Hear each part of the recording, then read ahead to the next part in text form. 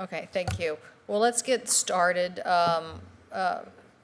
Ms. Director Rubidoux, given that Indian Health Services has requested $5 million for contract support, however, it's estimated that contract support would require $138 million. Why hasn't the agency requested more funds? Well, the administration determined I mean, the court has decided that we should fully fund these, so, you know, we're getting lost in a bunch of words like contract support. Isn't the reality here a lot of people aren't getting health care that we were obligated to deliver? Well, the reality is that there is an incredible amount of need. In this difficult fiscal environment, the administration has chosen to propose this president's budget, which helps us reduce the federal deficit and avoid sequestration if enacted. However, there are difficult choices in the budget, but we're actually very thrilled that the Indian Health Service is a priority, and the $124 million increase is significant, but difficult choices had to be made, and from the consultation that I have with tribes, there's not one single line item that they want fully funded. They would prefer to have as many budget priorities as we can address with the increases that we have. So, for example, contract health service is a huge priority. That's how we pay for our referrals. But with sequestration, sorry to interrupt, but with sequestration, I mean, that's basically going to be wiped out, and nowhere does the request come close to serving it. Or am I missing something here? Well, actually, the President's 2014 budget gets us back up to where we want to be, which is it sort of eliminates the sequestration cuts and then gets us to a higher level. So for 2012, sequestration cut us from that level. The budget we're requesting in 2014 puts us even higher, so it helps take away the sequestration cuts and continue increases. I appreciate you reminding me what's in my budget information, but I think I'm asking something more directly. Do you think that represents full contract support? Well, the contract support costs that we have in our budget justification, we have shown that the total need for 2014 is $576 million. So by us funding it at $477 million, that means there's an approximate $100 million shortfall after if our president's budget is enacted. Mr. Washburn, could you explain to me what you think is going on as far as school construction? Well, I'm told that we have a lot of buildings that we already have responsibility for, and not all of which are we properly caring for. We've got a lot of buildings that are currently listed in poor condition.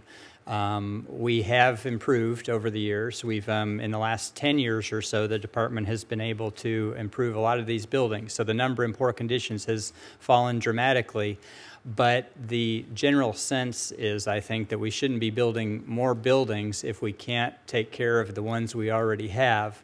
And so the general sense is to try to protect the budget for repairs to school buildings, but there has been the decision to zero out construction of new buildings. We have a needs list of new buildings that was created in 2004 that identified 17 schools as the most severe, and 14 of those schools have been replaced, have been rebuilt and replaced. There are still 3 schools on that list that deserve attention, and I'm confident that they're in a similar condition or worse to the one Senator Franken mentioned, the Buganagishig School in northern Minnesota.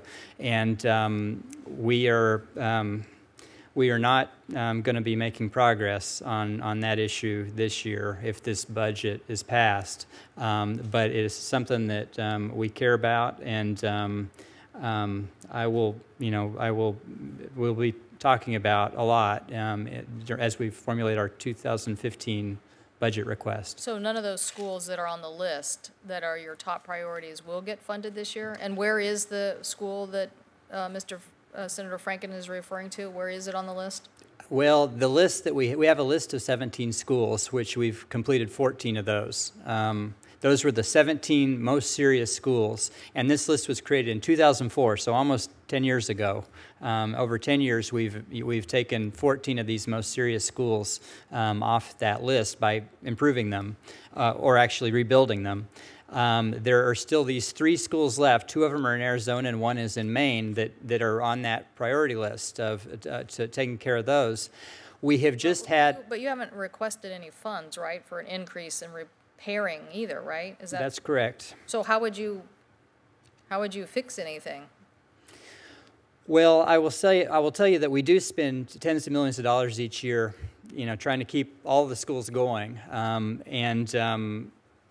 we won't be building new schools. That's the part. But you don't have any money for improvements or repairs. Well, we do have money for improvements and repairs. We just don't have money for construction of new schools. We've even got construction money. It's just not for new schools. And so we will be trying to patch these schools and keeping them operating, in the substandard condition that they are in. I understand that, and I don't feel good about it, but these are difficult budget times. Well, I want to get on to my other colleagues, but I will just give you my impression. First of all, we need to spend a lot more time on this issue. I have felt like the school construction issue is the big black hole and mystery question, for all times. It doesn't need to be this complicated. You either have a list and you adhere to it, and here's how much money every year goes to it and we get it done, or you tell us what isn't going to get done, or you come to Congress. But I feel like it's too opaque for us. And even in your testimony now, I feel like you've said 2 different things. So I want to see the list. I think it's unacceptable to have 0 funds for school construction. If Senator Franken's school is in fact in this case, if that is the state of the school, that it's barely able for the occupants to occupy it, I think we have an issue, and we need to give them an answer about what to do. So we'll look forward to talking to you more about this. Thank you, Senator Begich. And I would just say we want to go to the next panel, and we thank you for being here. And we definitely want to work with you on all of these issues. And we would hope that you would take back to the administration that, a 0 school construction budget or this contract support issue, these are impacting real lives today. And we're not satisfied with where they are.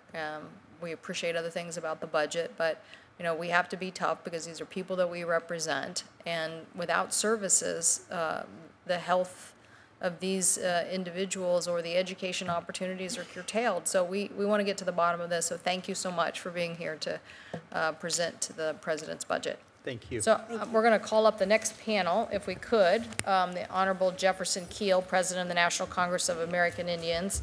Ms. Kathy Abramson, Chairperson of the National Indian Health Board of Washington, D.C. The Honorable John Cyrus, Chairman Business Council of the Confederated Tribes of the Colville Reservation. And Dr. Lloyd Miller, the legal counsel for the National Tribal Contact Support Cost Coalition of Washington, D.C. So we thank all of you for being here this afternoon for our second panel. And we appreciate the fast transition everybody's trying to make to get us through our next panel. And whenever you're ready, I think Jefferson Keel, we're going to start with you. Thank you, Mr. Miller, and I thank all the witnesses today. I wanted to start with you, Mr. Keel, because one thing we didn't really hear about in detail, well, we heard a little bit about economic development, but part of the administration's proposal is making sure that we fix the land into trust, Carcieri decision. Can you talk about what you think that means for economic development in various parts of Indian country across the nation? Well, absolutely. Thank you, Madam Chair, for that question. Taking land into trust is absolutely critical to the Indian tribes, not just for economic development, but for housing, for a lot of other reasons. But economic development, there are arguments about whether or not a parcel of land taken into the trust comes off of the tax rolls of the county or local state tax rolls. But the benefit to development of, say, a 1 acre land, if you put a business there and it creates jobs, then that totally overshadows the loss of a few tax dollars to that local area. But in particular, it's more a matter of principle. The Supreme Court's decision was made, actually contained a statement that was in error, we believe, and needs to be fixed so that tribes do not have to worry and be concerned about whether or not the Secretary of the Interior can take land into trust for any tribe. Thank you. Thank you. Ms. Abramson, you mentioned in your testimony the idea of forward funding, something that the Department of Veteran Services does. How does that help us deliver services in Indian Health Service? Excuse me, what was it? Forward funding. Forward funding. Okay, maybe that wasn't in your testimony. No. Is it? So Sorry. one of the issues is obviously making sure that we get a medical home. And one of the things that you mentioned were how much the cutbacks were already impacting Indian country right now, particularly in the area of mental health or mental health services. Yes. So what do you think that Indian Health Services needs to do to adequately assess the need out there for mental health services? Well, obviously, we need more funding, and it needs to, I believe that tribes have given consultation. We give recommendations for budgets, and IHS obviously needs to request more funding so that we can go ahead and provide those services. But do you think there's an accurate assessment of what's going on? All I know is... I mean, your statistics are shocking well, on the number of suicides, so... Yeah, and this is coming from our tribes. We are gathering information from our various tribes, and so that they can tell our stories. And this is what NIHB is working along with NCAI, is gathering information so we can tell our stories. We're going to continue to do that so that you can hear from us just exactly what's coming from us. Thank you. Mr. Miller, you know, being intimately involved in this overall effort, do you have a suggestion on what a solution would be to this issue on contract funding? Yeah, first of all, I think, as I mentioned in the testimony, it's important to remove the caps. The caps are really a vestige of history. They were placed there at the request of the agencies to try to protect them from liability. It's time to remove them. Now, once that's done, the agency can make its own choice about whether it pays its contracts, just like people every day make choices about whether they pay their bills.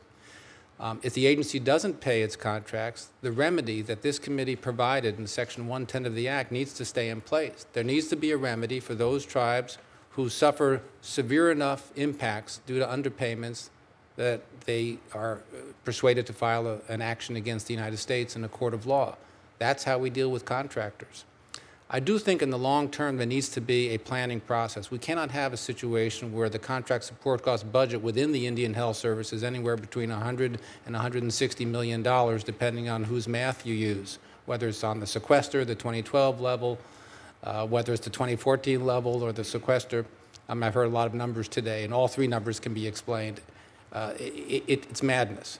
There needs to be a coherent projection provided to the Congress, to this committee, and your counterpart in the Senate Appropriations Committee, and then we need to have a plan to close the gap. It's time to comply with the law and stop fooling around. Thank you. Senator Barrasso? Thank you. Well, I want to thank all the witnesses for their testimony today, and obviously we have a lot of work to do here on overall budget and agreement within Congress.